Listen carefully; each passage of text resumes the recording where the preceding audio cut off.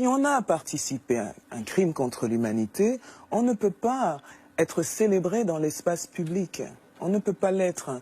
Mais quand vous en prenez à Charles de Gaulle, est-ce que vous ne poussez pas le bouchon un petit peu loin? Écoutez, moi je vois Charles de Gaulle avec mon regard d'Africaine. Hein. Oui. Donc la France peut tout à fait décider de le considérer comme un héros. Ah oui, la France libre. Voilà, la France peut considérer... Oui, la France libre dont la capitale était Brazzaville peut tout à fait donc décider de le considérer comme un héros. Il n'en demeure pas moins qu'il est à l'origine d'un grand nombre de crimes aussi. Et c'est important de préciser à quels endroits la société est aujourd'hui divisée. Nous sommes à la veille d'une longue guerre menée par la France aux indépendantistes. Une guerre qui n'osera jamais dire son nom. Un demi-siècle plus tard, cette guerre de libération perdue, au bilan lourd de plusieurs dizaines de milliers de victimes, demeure cachée, sans images et partiellement classée secret défense, puisqu'officiellement, il ne s'est rien passé au Cameroun. Nous nous rendons dans un village isolé du sud-ouest de la France pour rencontrer Max Bardet. Cet ancien soldat français a été envoyé au Cameroun entre 1962 et 1964 dans la région des Bamileke. Max Bardet parle des atrocités qu'il a vues. Les hommes, ils devaient les achever, et les femmes, ils les achevaient pas. Ils les laissaient mourir comme ça. Max Bardet était accompagné d'un officier de l'armée française. Ce que voulait voir cet officier qui était avec moi, c'était qu'il n'y ait surtout pas comment dirais-je, de gens qui puissent aller raconter ça et qu'on puisse impliquer justement, comme il y avait encore quelques militaires français, qu'on puisse impliquer la France dans ces affaires-là. L'ancien soldat dit comprendre la colère de nombreux Camerounais. Moi, je serais à leur place, j'en voudrais. Je serais moune et j'en voudrais aux Français. Enfin, j'en voudrais aux Français. Les Français ont continué de façon très discrète, en pilotant les opérations, puisqu'en étant vraiment massivement sur le terrain, à réprimer non seulement le mouvement nationaliste représenté par l'Union des populations du Cameroun, l'UPC, mais également les populations suspectées de soutenir ces mouvements qui étaient qualifiés de subversifs. Donc ça a été une répression à la fois très discrète, voire secrète, c'est-à-dire qu'en métropole, dans l'ex-métropole, en France, personne n'était au courant que ces opérations militaires étaient en cours. Des opérations à la fois donc très discrètes, très secrètes, et en même temps extrêmement violentes. C'est-à-dire qu'on est, à partir de 1960, dans des logiques de bombardement de villages, de rassemblement de centaines de milliers de villageois dans des villages de regroupement derrière des barbelés, une torture qui se systématise. Les gouvernements français actuels s'inquiètent des conclusions qu'on peut tirer de cette guerre, puisque cette guerre n'a pas été seulement un moment de répression, mais ça a permis d'installer un système de gouvernance, à la fois au Cameroun, mais plus globalement dans toutes les anciennes colonies françaises d'Afrique. Aller y regarder de plus près sur cette guerre implique également de s'interroger sur les conséquences à long terme pour beaucoup de pays. Et ça, je crois que ça inquiète beaucoup les dirigeants français, qu'ils soient de gauche ou de droite. Sur place au Cameroun, certains se souviennent encore de la période des massacres. Tadei Melon a été le garde du corps du dernier grand leader historique de l'UPC, Ernest Ouandié. C'était vraiment une guerre sans pitié. Ils bombardaient sans connaître même si c'est un homme ou c'est un enfant. Ils bombardaient ça. Peut-être pour donner du contexte, justement, je pourrais citer la phrase de Pierre Messmer. Et dans ses mémoires, il dit cette phrase que je cite: « Nous avons accordé l'indépendance à ceux qui la demandaient le moins, après avoir éliminé politiquement et militairement ceux qui la demandaient avec le plus d'intransigeance. » En une phrase, il résume assez bien le contexte de l'époque, en effet. Et les mots sont choisis. Éliminer politiquement, puis militairement, c'est exactement ce qui s'est passé. C'est-à-dire que la France, le Conseil des ministres en France a interdit l'Union des populations du Cameroun. L'UPC est donc rentré en clandestinité et refusant d'abandonner le combat, la France s'est acharnée militairement, cette fois-ci, avec des vastes opérations militaires pour essayer non seulement d'éradiquer l'UPC, mais également toutes les populations accusées de les soutenir, de soutenir les nationalistes. Parce qu'il y en avait d'autres ? Parce qu'il y avait d'autres personnes, il y avait l'UPC, il y avait d'autres groupes. Mais surtout, non, l'UPC, qui avait été créé en 1948, avait mobilisé massivement les Camerounais autour des mots d'ordre d'indépendance, de réunification du Cameroun français et du Cameroun anglais. Et donc, effectivement, il y avait des dizaines et des dizaines et des dizaines de milliers de Camerounais qui soutenaient l'UPC. C'est dans les rapports de police de la France qui dit l'UPC jouit d'une popularité immense. Donc, pour essayer d'éradiquer, d'éliminer, comme dit Mesmer, complètement les velléités nationalistes, la France a engagé une guerre. Dans l'Ouest, la région la plus densément peuplée, des villages entiers sont rayés de la carte et leur population est décimée.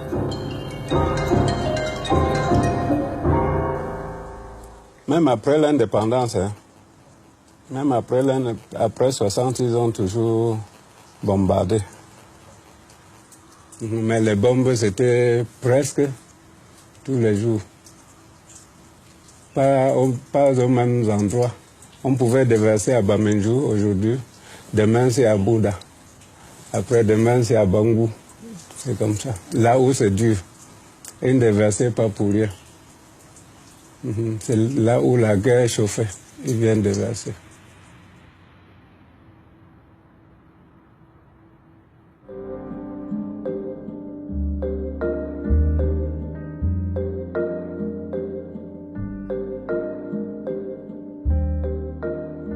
C'est là que les maquis commencent véritablement aussi à l'ouest du pays. Et donc jusqu'en 1960 à peu près, l'action armée se développe largement ici à l'ouest, mais est programmé aussi l'assassinat de Moumié, en même temps que l'assassinat de Patrice Lumumba.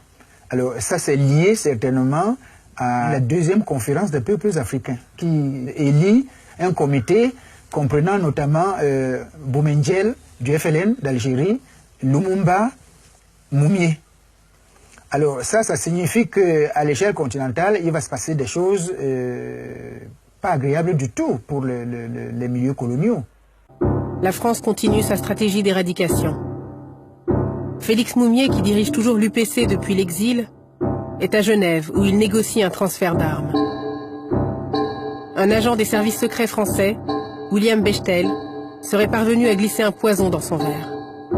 Le 4 novembre 1960, Félix Moumié meurt à l'hôpital de Genève. J'ai dit que c'est le général de Gaulle qui a tué mon mari. C'est ça que j'ai dit. Qu'on trouve que c'est mauvais, qu'on trouve que c'est mal dit, qu'on trouve que comment. Mais c'est ça que j'ai dit.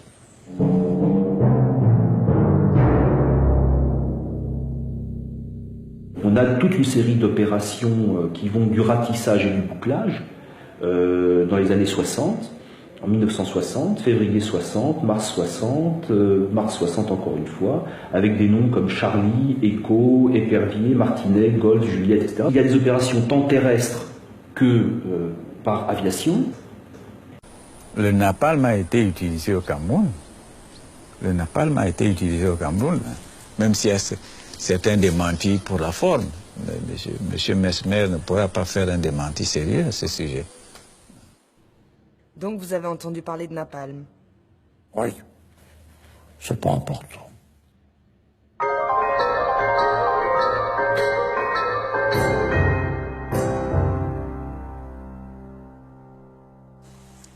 Nous, on disait que c'était l'acide. C'est le nom que nous, on connaissait. Qui déverse l'acide sur les gens.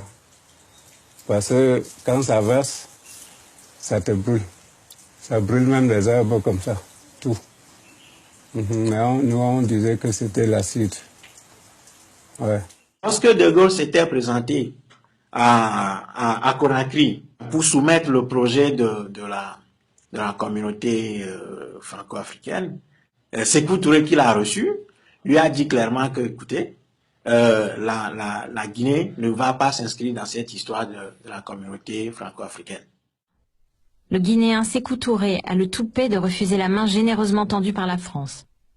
Par un discours courageux et exalté, Sékou affirme sa volonté d'indépendance au nez et à la barbe du général de Gaulle, dont le moins qu'on puisse dire est qu'il prend très très mal l'affront. Le SDEC lance l'opération Persil, qui consiste à inonder la Guinée de fausses monnaies pour couler l'économie du pays. Les services forment des groupes d'armées d'opposants guinéens, notamment depuis le Sénégal. On tente d'éliminer physiquement Sékou Touré. Toutes les tentatives échouent, dont l'une d'elles de façon rocambolesque.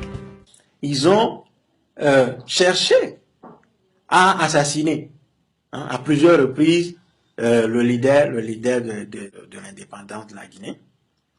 Ils ont monté beaucoup d'opérations contre lui via les services secrets français et la DGSE pour l'assassiner, mais ils n'ont pas pu le faire. Et toutes ces opérations ont échoué contre lui. Mais les Français ne se sont pas arrêtés là, c'est-à-dire aux attentats contre sa vie. Mais ils ont coulé systématiquement l'économie de la Guinée, tout d'abord en bloquant le franc, parce que la Guinée était aussi dans la zone CFA. Donc, qu'est-ce qu'on va faire? On va bloquer tout ce qu'il y a comme devise venant de la Guinée. On a mis un cachet spécial dessus, de sorte que dès que l'argent de la Guinée sort de la Guinée, cet argent ne peut pas être utilisé dans les autres pays. Sékou Touré va décider de créer une monnaie. Les Français vont émettre de faux monnaies pour inonder le pays et couler ainsi également ce projet, enfin cette réalisation de Sékou Touré.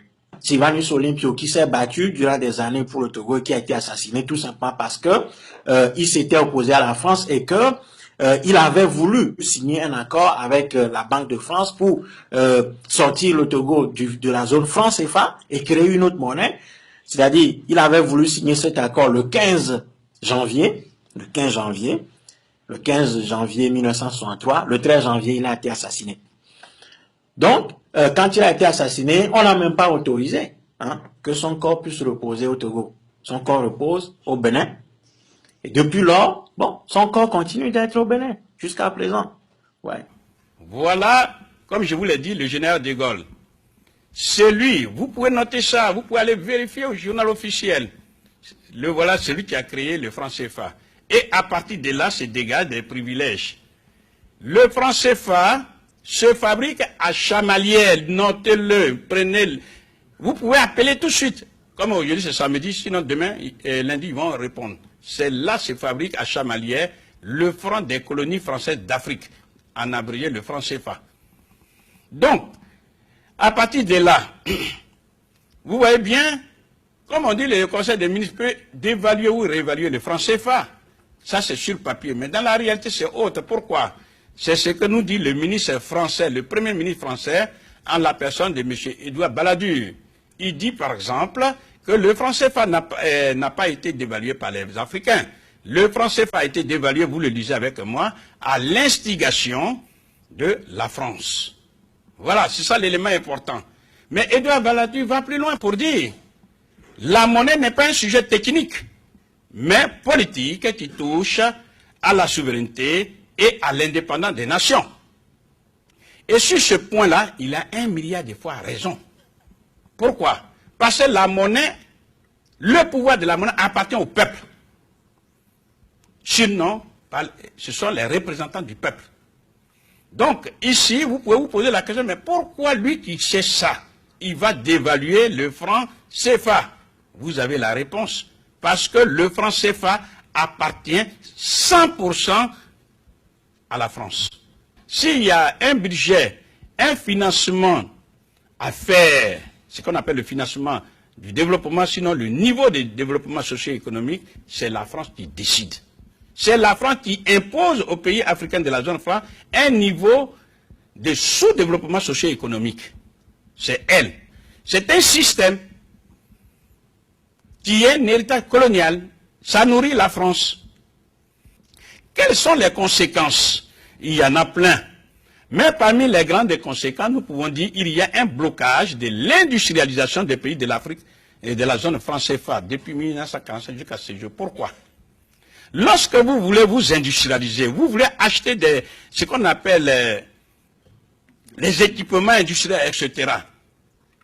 Et bien, si vous voulez acheter aux Américains, eux, ils n'ont pas besoin de francs CFA. Ils ont besoin du dollar. On est d'accord? Alors, pour mémoire, comme le milieu est toujours hétérogène, on appelle devise toutes les monnaies du monde, sauf la monnaie du pays. Ça va? C'est ça qu'on appelle devise. Donc, si vos devises, c'est quand vous vendez, quand les Africains vendent à l'extérieur, qu'ils sont bloqués et qu'ils donnent leur devis à la France, ça veut dire objectivement, mathématiquement, scientifiquement, ils ne peuvent pas importer des biens d'équipement. Donc, ils ne peuvent pas s'industrialiser, ils ne peuvent pas transformer les matières premières chez eux. Et comme ils ne peuvent pas s'industrialiser, eh bien, tout naturellement, ils restent dans la pauvreté. Qu'est-ce que faisait les nazis? Il dit, vous, la France, apportez-nous les biens dont nous avons besoin. Et en contrepartie, on crédite votre camp, on met un signe plus. Voilà ce que nous dit M. Jean Boissonnat, brillant et journaliste, mais il n'est pas cité ici en tant que tel. Il est cité parce qu'il est membre du comité monétaire de la Banque de France. Regardez ce qu'il dit. Il dit, la zone franc a permis à la France de se fournir en certaines matières premières sans débourser de devises. Ça dit, ne paie pas. Pour mémoire, lorsque le Ghana va à la France est obligée de puiser dans ses réserves des devises pour payer le Ghana. Si la France veut achète des biens, par exemple, au Nigeria, ou du moins à tous les autres pays du monde, qui ne sont pas membres de la zone franc, elle prend les devises et elle les paye. En ce qui concerne les 15 pays d'Afrique francophones de la zone franc CFA, sans débourser de devises. Elle prend seulement son signe plus, elle les crédite. Voilà le système. Et je lui dis, bah oui, mais depuis que l'Afrique est libre, il n'y a plus de colonies en Afrique. Vous m'avez dit non. Il y a toujours. Et la colonisation n'est plus là, mais elle est toujours. Elle est là. Elle est là. Elle est dans la tête, mais elle est aussi économique. Elle est largement économique. Il suffit de penser au système du CFA qui est un racket d'une... S'il n'y avait plus de CFA, moi je ne suis pas sûre que la France elle ferait ça quand elle se tiendra en Afrique. Il faudrait peut-être que les Français dits de souche qui nous mettent sur des strapontins identitaires et qui nous disent que nos nationalités françaises sont des nationalités élastiques et puis on peut nous l'enlever, etc. Et qui disent à nos enfants qu'ils ne sont pas tout à fait d'ici, qu'ils les violentent sans cesse. Il faudrait peut-être leur dire que si l'Afrique arrêtait de nourrir la France, elle ferait moins le malin. Moi, je dis, elle emprunterait de l'argent à la Grèce, la Grèce actuelle. Et alors, moi, j'aimerais avoir votre avis sur ce qu'on appelle le grand homme, puisque c'est la grande référence politique française. Tout le monde se réclame de Gaulle. On est tous gaullistes. C'est souvent ce que les hommes politiques, en tout cas, certains hommes politiques, voilà. Et moi, j'aimerais connaître votre réaction. Comment vous voyez ce personnage? Je vais être un peu iconoclaste, je pense. Vous pouvez.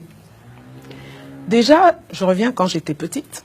Je me suis toujours demandé pourquoi on chantait les louanges d'un monsieur qui n'était pas sur le front de la guerre. C'est très personnel. Je me disais pourquoi le général de Gaulle n'est pas le général Leclerc, puisqu'on me disait que le général Leclerc, lui, il avait été au combat. Donc je ne comprenais pas trop. On m'a dit qu'il a fait de la résistance depuis l'Angleterre. Bon. Nous savons que le général de Gaulle, qui est une figure tutélaire ici, qui a certainement des qualités, et qui est grand au moins par la taille. Oui. Le général de Gaulle, qui donc se battait contre une occupation, n'avait aucun scrupule à occuper ailleurs. Donc, je ne peux pas avoir une admiration pour quelqu'un qui méprisait autant les miens. Je ne peux pas.